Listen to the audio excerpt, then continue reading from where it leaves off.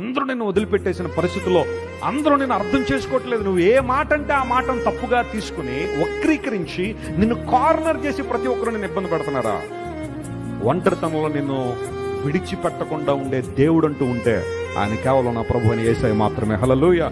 ఆయన నిన్ను పెనవేసుకునే విధానం చాలా గొప్పది. ఆయన నిన్ను హత్తుకునే విధానం చాలా గొప్పది. ఇమాన్యుయల్ గా ఈ లోకానికి వచ్చిన దేవుడు మనకు తోడు అన్నవాడు.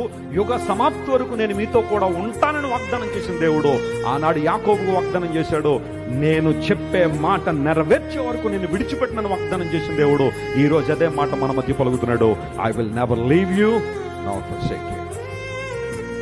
Don't worry about anything. నువ్వు దేనికి భయపడాల్సిన అవసరం లేదు.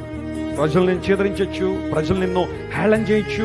నీ భక్తిని బట్టి, నీ విశ్వాసాన్ని బట్టి, నీ యొక్క సమర్పణ జీవితాన్ని బట్టి, దేవుని కొరకు నిలబడే విధానాన్ని బట్టి బహుశా కొంతమంది నిన్ను హేళన చేయొచ్చేమో, కానీ స్టాండ్ ఫర్ గాడ్. దేవుని కోసం నిలబడి నీ జీవితంలో అద్భుతాలు జరుగుతాయి.